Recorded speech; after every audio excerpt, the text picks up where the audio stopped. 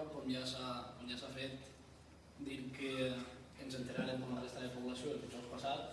Nosaltres en el decret d'alcalde en la documentació del ple, la resta de gent de la pàgina web, que va ser publicat també el dijous, que el projecte de la piscina no ha passat per comissió i per tant no hem tingut la possibilitat de poder participar del projecte.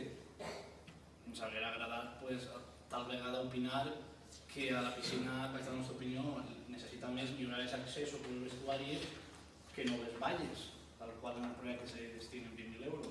Com no hem tingut la possibilitat de dir-ho en comissió, vull que sí.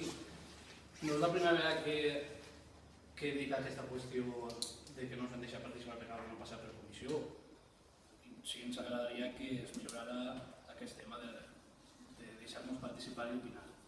Si el problema és que els plaços de la Diputació, com ja han dit vostès, hi haurà que transmetre aquesta queixa a la Diputació per a que ens deixi 15 dies més com a mínim per a que l'oposició puguem fer la nostra feina. En quant al projecte en si, estem d'acord. Nosaltres portarem també el programa electoral. La piscina necessita certes reformes, encerten vostès molt en quant al gest artificial i llevar el pis que ara té de blocs.